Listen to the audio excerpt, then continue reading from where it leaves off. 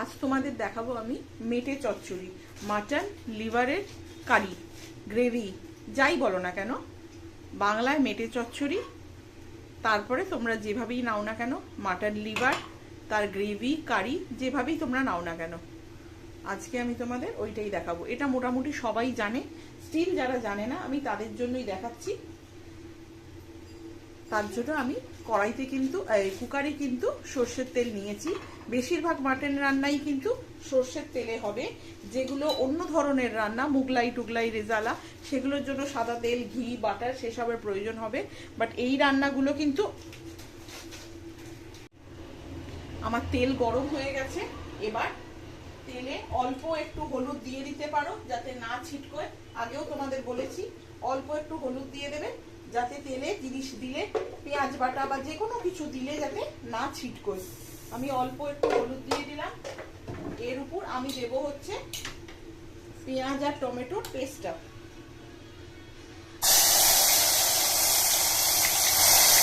দেখেছো একটাও কিন্তু ছিটকোয় নি।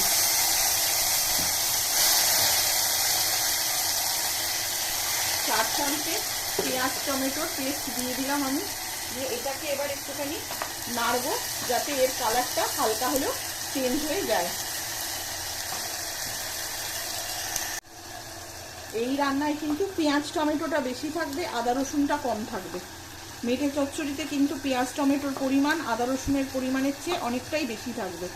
দেখো আমার পেঁয়াজ টমেটোটা মোটামুটি কালার চেঞ্জ হয়ে গেছে, দেখতেই পাচ্ছ। এর উপর আমি দেবো হচ্ছে আদা রসুনের পেস্টটা।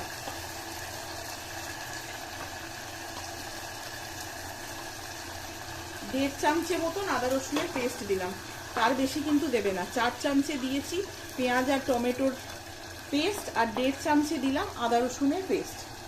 দিয়ে আমি হালকা হাতে এটাকে নাড়বো, কিছুক্ষণ নাড়বো। দেখবে একটা তেল বেরিয়ে যাচ্ছে, ততক্ষণ নাড়বে যতক্ষণ না এটা তেলটা বেরোচ্ছে না। তবে কম আছে নাড়বে, না হলে কিন্তু লেগে যাবে।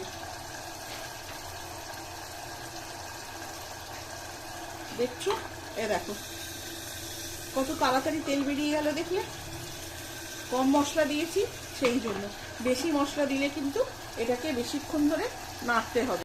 এবার এর মধ্যে আমি দিয়ে দেবো মাটন লিভারটা। দেখো এর মধ্যে আমি দিয়ে দিলাম মাটন লিভারটা।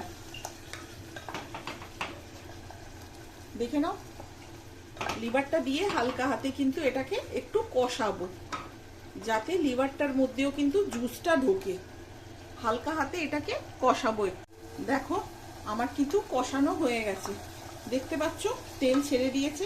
আমি যেহেতু তেলে আগেই হলুদ দিয়েছিলাম একটুখানি, আমি কিন্তু অল্প হলুদ দেব, এতে কিন্তু আর বেশি হলুদ দেব না। এরপরে দেব হচ্ছে আমি লঙ্কার গুঁড়ো। সেটা কি? কাশ্মীরি লঙ্কার গুঁড়ো। তোমরা নর্মাল লঙ্কার গুঁড়ো দিতে পারো, তাতে কিন্তু ঝালের পরিমাণ বেশি হবে, রঙের পরিমাণটা কম হবে, এতে কিন্তু কালারটা ভালো আসবে। কাশ্মীরি লঙ্কার গুঁড়ো দিলাম।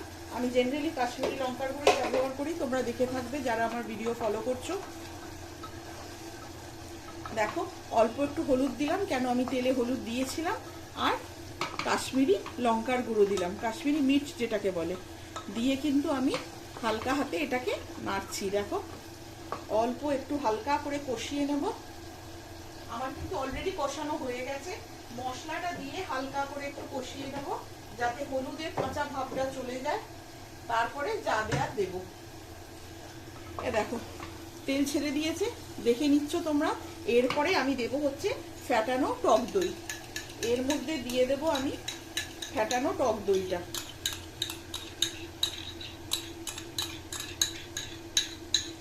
ফ্যাটানো টক দইটা দিলাম। টক দই তোমরা স্কিপ করতে পারো, আমি দিলাম যাতে টেস্টটা একটু ভালো হয়, একটু স্মুদি, টেক্সচারটা একটু স্মুদি হয়, সেই জন্যই কিন্তু আমি টক দইটা দিলাম।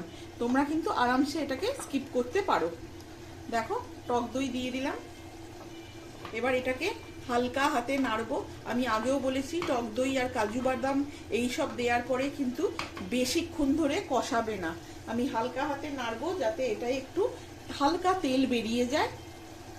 তারপর দেখো দই দেওয়ার পর কিন্তু হালকা নাড়লাম, আমার কিন্তু দেখো কি সুন্দর লিভারটা থেকে তেল বেরিয়ে গেছে। এইবার আমি এতে 1 চামচে কাজু বাটা দেব। 1 চামচে মতন এতে আমি কাজু বাটা দিলাম, কিন্তু ইঞ্চু করে 1 চামচে মতন এতে আমি কাজু বাটা দেব। কাজু বাটা দিয়ে একদমই নাড়বো না, জাস্ট একটু দুবার খুন্তিটাকে চালাবো, নিয়ে কিন্তু এতে আমি জল দিয়ে দেবো। যেরকম গ্রেভি খাবো সেরকম জল কিন্তু আমি এতে দিয়ে দেবো। মেটে চচ্চড়ি কিন্তু একটু মাখো মাখো হয়, সেই হিসাবে দেবে। তবে আমরা কিন্তু এতে আলু দেব, লাস্টে কিন্তু আলু দেব, সেই হিসাবে জল রাখবে, নাহলে কিন্তু পরে আবার ঠান্ডা জল দিতে হবে। আমরা কিন্তু এতে আলু দেব, তাই আমি একটুখানি জলের পরিমাণটা বেশি দিলাম। আলুটা পরে দেব, এখন আগে একটু লিভারটা সেদ্ধ হয়ে নেবে, তারপরে কিন্তু আমি আলু দেব। এই পজিশনে আমি অল্প একটু নুন দিয়ে দিলাম পরিমাণ মতন। টক দই আছে, টমেটো আছে, সেই হিসাবে বুঝে শুনে কিন্তু নুনটা দেবে। অল্প একটু নুন দিয়ে দিলাম পরিমাণ মতন। এবার এটাকে ঢাকা বন্ধ করে দেবো, যাতে মেটেটা সেদ্ধ হয়ে যায়। আমরা ঢাকাটাকে বন্ধ করে দিলাম, যাতে মেটেটা সেদ্ধ হয়ে যায়। 2-3টে সিটি দেব, তারপরে খুলে দেখব কিরম অবস্থায় আছে এটা। আমার সিটি হয়ে গেছে, দেখো স্টিম বেরিয়ে গেছে। এবার আমি এটাকে খুলে দেখে নেব সেদ্ধ হয়েছে কিনা, লিভারটা সেদ্ধ হয়েছে কিনা। মাটন লিভার কিন্তু বড্ড শক্ত হয়ে যায়। স্পুন নেবে, নাইফ নেবে, এরমভাবে দেখে নেবে, চেক করে নেবে, দেখো সেদ্ধ হয়েছে কিনা। আমার লিভার মোটামুটি সেদ্ধ হয়ে গেছে। এই অবস্থাতে আমি এবার আলুগুলো দিয়ে দেবো।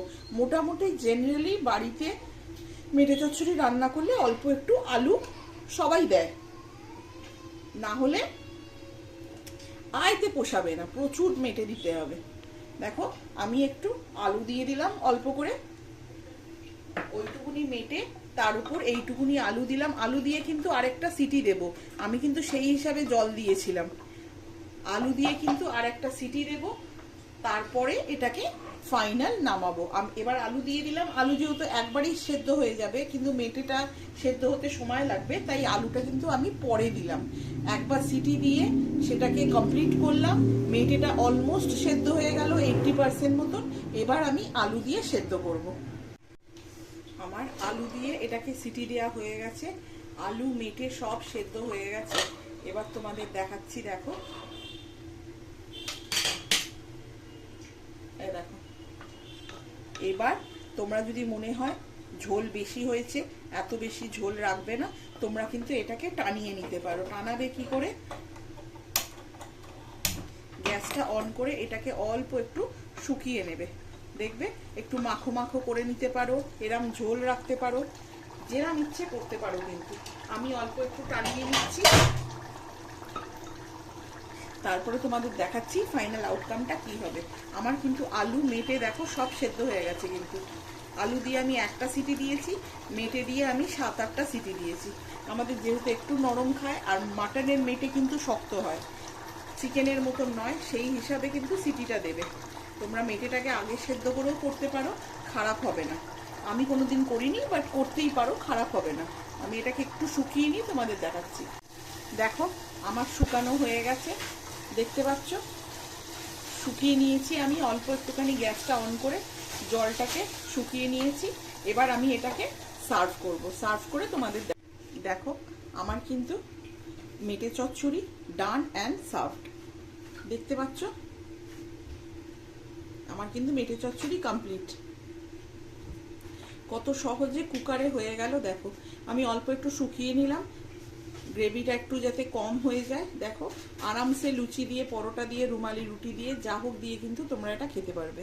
একবার ট্রাই করে দেখো কুকারে মেটে চচ্চড়ি মাটনের লিভার দিয়ে, তোমাদের ভালোই লাগবে। ট্রাই করে বলো কেমন লাগলো তোমাদের। আজকের জন্য এখানেই, থ্যাংক ইউ।